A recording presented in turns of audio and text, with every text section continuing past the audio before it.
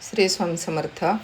अधिक मासातील महात्मा यामध्ये आपण आजच्या व्हिडिओमध्ये आपण अध्याय पहिला आणि दुसरा याचा मराठी अनुवाद बघणार आहोत. अध्याय पहिला. सर्वांना श्री स्वामी समर्थ. अवधूत चिंतन श्री गुरुदेव दत्त. अध्याय पहिला. सुखसंवाद. श्री गणेशाय नमः. श्री सरस्वती नमः. श्री गुरुभ्यो नमः. श्री पुरुषोत्तमाय नमः. कोणत्याही कार्याच्या आरंभी श्री गणेशाला वंदन करावे. त्या योगे ते कार्य निर्विघ्नपणे पार पडते, कारण कर्ता आणि करविता तोच असतो. त्याची प्रार्थना करून अधिक मास महात्म्य या ग्रंथातील कथा सार रूपाने सांगतो. हा अधिक मास कोणता आणि त्याचे महत्त्व काय याबद्दलचे शास्त्र सामान्य लोकांना सहज कळावे म्हणून ते कथारूपाने सांगितले तर त्याचा उमज सहज होतो, मनी बोध ठसतो. त्याच्या हातून तसे धर्माचरण घडते आणि सर्वांचे कल्याणच होते. याच दृष्टीने महर्षी व्यासांनी पुराणांची रचना केली. त्या पुराणांतील कथांचा सर्व लोकांवर चांगला परिणाम झाला आणि जगात धर्माचरण वाढले. शास्त्रापेक्षा रूढी बलवान ठरते. परंपरेने चालत आलेले धर्माचरण, व्रते, नियम, उत्सव, सण निष्ठापूर्वक केल्याने सर्व लोकांचे कल्याणच होते. महर्षी व्यासांनी संस्कृत भाषेत पद्यपुराण नावाचा ग्रंथ लिहिला. त्यात अधिक मासाचे महात्म्य वर्णन केले आहे. त्या ग्रंथाचे प्राकृत भाषेत अनेक लेखकांनी रूपांतर केले. मराठी भाषेतही अनेक विद्वानांनी ओवीबद्ध अधिक मास महात्म्य ग्रंथ लिहिले आहेत. त्या अनेक ग्रंथांचे आधार हे कथासार सिद्ध केले आहे. हे कथासार निष्ठापूर्वक वाचून किंवा शांतपणे श्रवण करून अधिक मासातील थोडी जरी व्रते केली, यथाशक्ती दान केले तर भगवान पुरुषोत्तमांच्या कृपेने निश्चितच कल्याण होईल. आता ही कथा पहा. निमिष नावाच्या अरण्यातील शांत तपोवनात शौनक, गालव वगैरे अनेक ऋषीमुनी धर्मचर्चा करत असत. अशा वेळी एकदा तेथे सूत नावाचे सर्वश्रेष्ठ पुराणिक आले. ते फार विद्वान होते. त्या सूत पुराणिकांना ऋषींनी विचारले, आम्ही धर्मचर्चा खूप करतो, परंतु ज्या धर्माचरणाने सामान्य जनांचे कल्याण होईल असे एखादे सोपे, सहज, सुलभ व्रत, दान किंवा साधना असेल तर ती आपण सांगाल काय? सूत पुराणिक म्हणाले, आपण मला जो प्रश्न केला तोच प्रश्न पूर्वी लक्ष्मी देवीने भगवान नारायणांना केला होता. त्यावेळी नारायणांनी लक्ष्मीला जो उपाय सांगितला तोच त्यांच्या सुखसंवादातील कथा मी आता सांगतो. ती शांतपणे ऐका.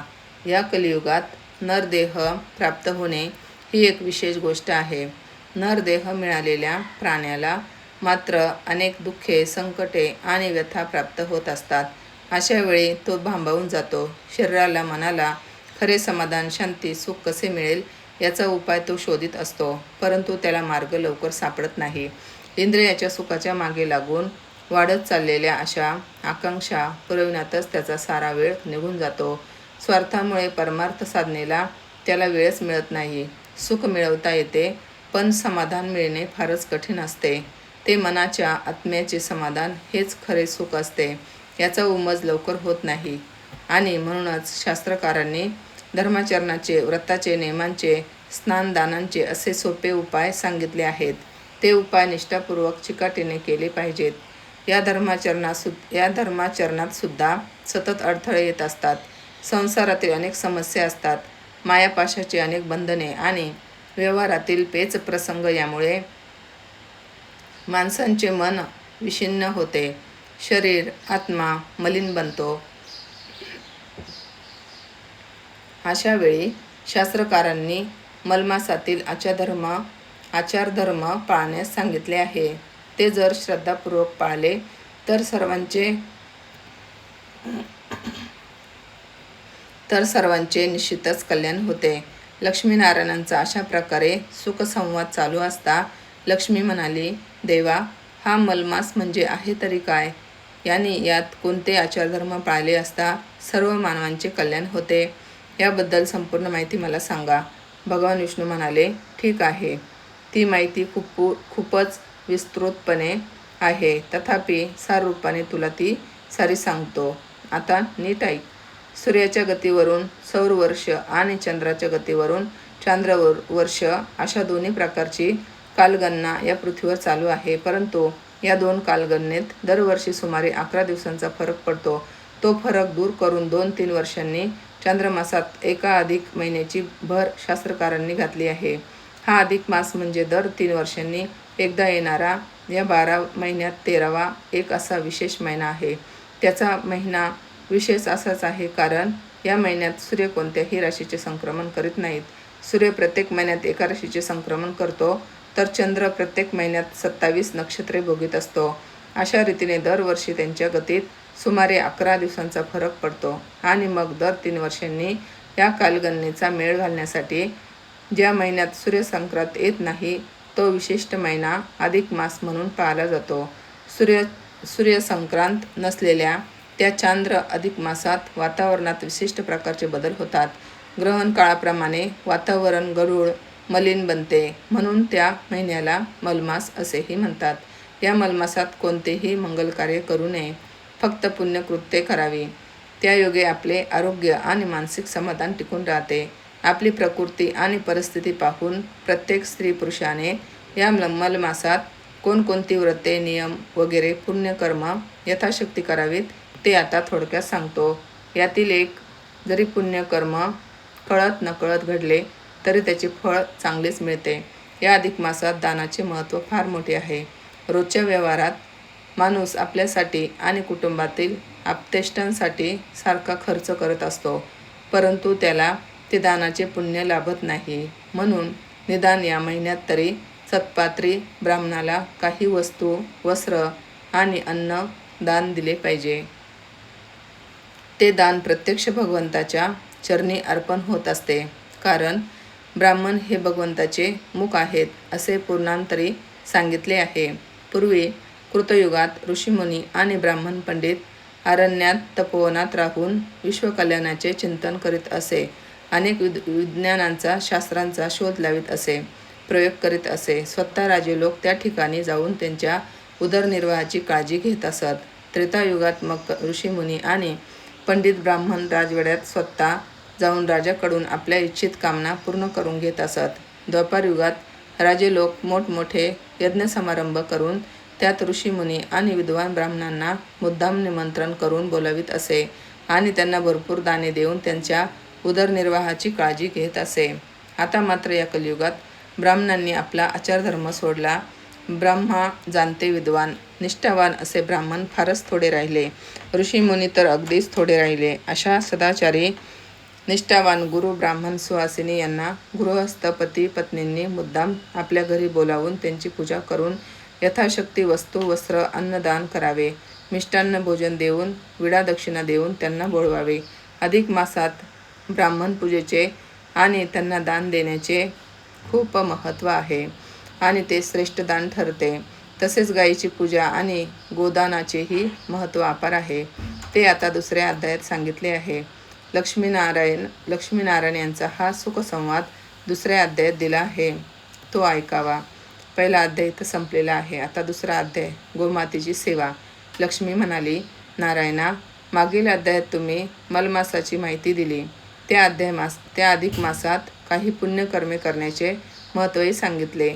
आपले आरोग्य आणि समाधान टिकवण्यासाठी यथाशक्ती व्रते, नियम करून ब्राह्मणाला सुवासिनींनी दाने देण्याबद्दल कथन केले. परंतु अशी व्रते करणाऱ्यास किंवा दाने देणाऱ्यास लोक असमर्थ असतील, त्यांनी या अधिक मासात काहीही खर्च न करता कसे करावे, त्याचे नियम कसे पाळावेत, ज्याच्यामुळे अशक्त, दरिद्री अशाही लोकांना पुण्य मिळेल आणि त्यांना मनशांती लाभून त्यांची प्रगती होईल. भगवान म्हणाले, अशा दरिद्री, अशक्त किंवा असमर्थ लोकांनी अधिक महिन्यात दररोज पहाटे लवकर उठून शक्य तर थंड पाण्याने नित्यनेमाने स्नान करावे. देवदर्शन, नामस्मरण आणि गोमातेला वंदन करावे. नंतर शक्य तो भोजन म्हणजे फक्त एकच वेळ भोजन करावे. जेवणापूर्वी गाईला घास द्यावा. गोमातेच्या सेवेचे पुण्य फार असते, कारण गायीचे महत्त्व सर्व तीर्थांपेक्षा आणि सर्व देवांपेक्षा अधिक आहे. गोमयाने सडा सारवण केले तर ती भूमी अतिशय पवित्र बनते. तेथील वातावरण शुद्ध होऊन त्या घरी सुखशांती आणि समृद्धी नांदते. गायीचे दूध हे मातेच्या दुधाप्रमाणे पूर्णान्न आहे. गायीच्या शरीरात सर्व देवांचा निवास असतो. गाईचे मूत्र, शेण, दूध, दही, तूप या पंचगव्य प्राशनाने सर्व रोगांचे निवारण होते. तनमनाची शुद्धता होते. अशा या गोमातेची सेवा स्त्री पुरुषांनी सदा सर्व काळ करावी.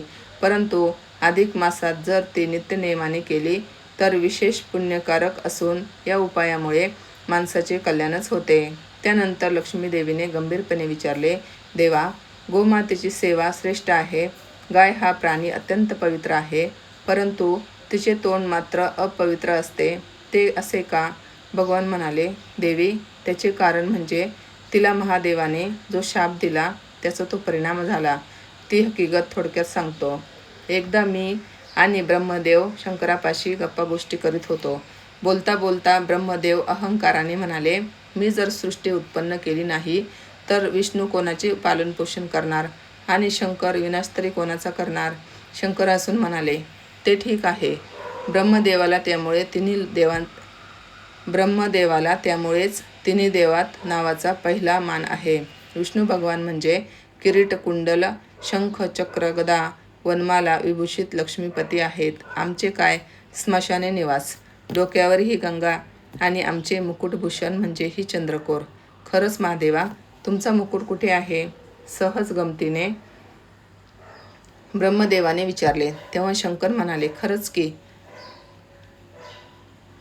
गंगावतरणाच्या वेळी आमचा मुकुट आम्ही जो काढून टाकला तो कुठे आहे याचा आम्हाला अजूनही ठाव ठिकाणा नाही. आपण दोघांनी जर आमचा मुकुट शोधून सापडून आणला तर फार उपकार होतील. झाले. शंभूदेवांनी त्यांचा मुकुट शोधायची कामगिरी आम्हा दोघांवर सोपवली. आम्ही या कामगिरीवर गेलो. लक्ष्मी मग मी अतळ वितळ सुतळ सप्तपाताळ हिंडलो तरी शंभूदेवांचा मुकुट मला काही दिसला नाही. मी थकलो, परत आलो. शंभूदेवाच्या चरणी मी माझी अगतिकता सांगितली. त्यांनी माझा सन्मान केला आणि स्वतः त्यांच्या शेजारी बसून शांत होण्यास सांगितले. तिकडे ब्रह्मदेवाने 21 स्वर्ग धुंडाळले आणि आम्ही जेथे बसलो होतो ते एटीने येऊन बसले. सापडला, शंभूरायांचा मुकुट सापडला. खरंच की काय? महादेव मोठ्या आश्चर्याने म्हणाले. त्यावर ब्रह्मदेव म्हणाले, म्हणजे मी काय खोटं सांगतोय? पाहिजे तर ही पहा, गाय आणि केतकी साक्षीला आहेत. महादेवा, तुमचा मुकुट तो त्या तिथे पलीकडे. थांबा, तुम्हाला माझा मुकुट खरंच दिसला? काय हो गोमाता, तुम्ही पाहिला का माझा मुकुट? महादेवांनी असे विचारताच बिचारी गाय मान हलवत म्हणाली, हम्मा हम्मा. खोटारडे, हम्मा हम्मा करून मान हलवतेस, खोटी साक्ष देतेस. माझ्या डोक्यावर प्रथमापासूनच मुकुट नाही. जे नाही ते तुम्ही पाहिले म्हणून सांगता. खोटे बोलता. याचा परिणाम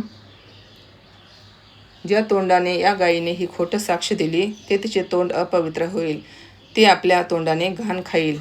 झाले. लक्ष्मी महादेवाच्या या शापामुळे गाय सर्वांशी पवित्र असूनही कधी कधी ती आपले तोंड अपवित्र करते, विष्ठा खाते. तुझ्या शंकेचे निरसन आता झाले ना? होय महाराज. या अधिक मासाचे महत्त्व आणि त्या महिन्यात करावयाची व्रते, दाने, नियम यासंबंधी मला आपण जी थोडी माहिती दिली ती मला खूप आवडली. तसेच अशक्त, दरिद्री आणि सामान्य माणसानेही या महिन्यात जी काय साधी बिनखर्ची व्रते करावी, दररोज साधे नियम पाळून पुण्यकर्मे करावी तेही समजले. देव, ब्राह्मणा, संत सज्जन यांचा मान राखून गाय आणि तुळशीचे पूजन नित्यनेमाने करावे हेही आता पटले. विष्णू म्हणाले, आता पुढील अध्यायात श्रीमंत माणसांनी गायीची सेवा करावी आणि शक्य तितक्या गायी ब्राह्मणांना दान द्याव्यात याबद्दल माहिती आणि एक कथाही मी तुला सांगणार आहे. ती तू शांतपणे ऐक. आज आपण अध्याय 1 आणि 2 बघितला. उद्या आपण 2, 3 आणि 4 अध्याय बघूया. श्री स्वामी समर्थ.